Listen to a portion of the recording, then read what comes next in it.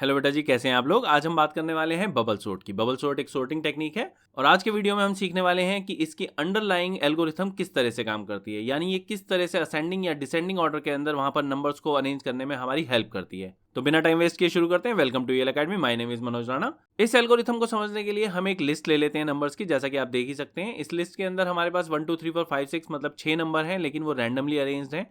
अब हम देखेंगे कि बबल सॉर्ट जो है वो इसको किस तरह से अरेंज करेगी। बबल सॉर्ट टेक्निक के अंदर यहाँ पर जो कंसेक्टिव नंबर्स होते हैं उनके अंदर कंपैरिजन किया जाता है।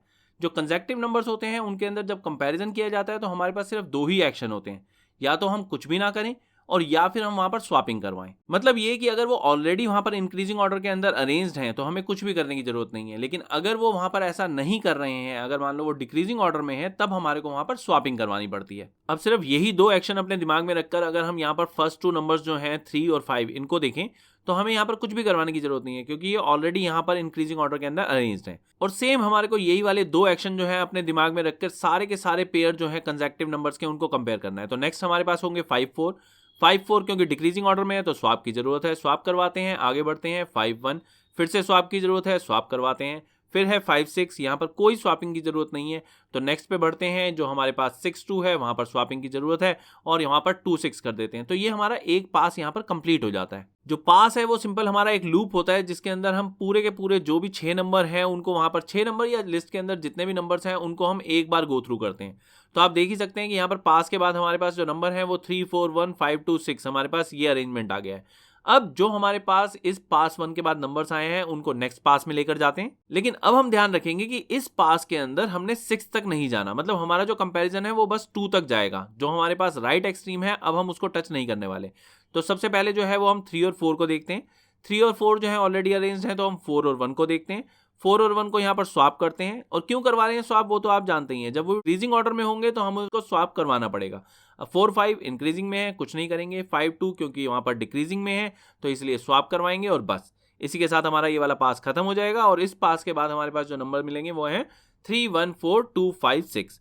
अब हमारे पास दो नंबर जो है वो अरेंज हो चुके हैं, मतलब हर एक पास में यहाँ पर एक नंबर जो है वो अरेंज हो जाता है। तो 5 और 6 अपनी फाइनल पोजीशन पे पहुंच गए हैं।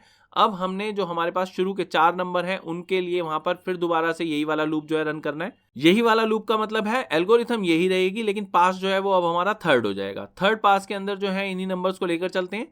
अब यहाँ पर हमारे पास 3 1, इसको अगर हम कंपेयर करें तो यहाँ पर जो है वो डिक्रीजिंग ऑर्डर है तो स्वैप करवाते हैं। फिर हमारे पास नेक्स्ट जो है वो हमारे पास हो जाएगा 3 4।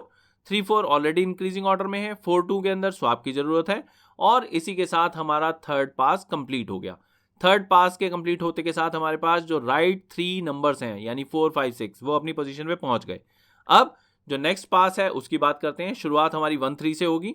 1 3 ऑलरेडी अरेंज्ड है तो कुछ भी यहाँ पर करने की जरूरत नहीं है। 3 2 अरेंज नहीं है तो यहाँ पर स्वैपिंग की जरूरत है, तो स्वैप करवाते हैं। और इस स्वैप के साथ ही ये वाला पास जो है वो कंप्लीट हो गया। और अब हम कह सकते हैं कि हमारे पास राइट में जो 4 नंबर्स हैं 3 4 5 6 वो बिल्कुल सही अरेंज्ड हैं। यहाँ पर अगर हम देखें तो 1 2 भी अपने आप अरेंज हो चुके हैं, लेकिन कंप्यूटर को ये चीज नहीं पता है, कंप्यूटर ने यहाँ पर अभी चेक नहीं किया है। तो यहाँ पर आपको अभी एक पास और देना होता है। तो अब यहाँ पर जो है वो हमारे पास लास्ट पास होगा। इस पास के अंदर जो हमारे पास नंबर्स हैं उनके अंदर सिर्फ दो नंबर्स के अंदर कंपैरिजन होगा, 1 और 2। 1 2 क्योंकि ऑलरेडी अरेंज्ड हैं तो ऐसे में कुछ भी नहीं होगा और हमारे पास ये वाला पास जो है वो कंप्लीट हो जाएगा। आपने ध्यान रखना होता है कि लिस्ट में आपके पास जितने भी नंबर्स होते हैं हमेशा उससे एक कम पास की जरूरत पड़ती है, क्योंकि हमारी लिस्ट में यहाँ पर 6 नंबर्स थे तो हमारे को यहाँ पर 5 पासिस जो हैं वो देने होंगे।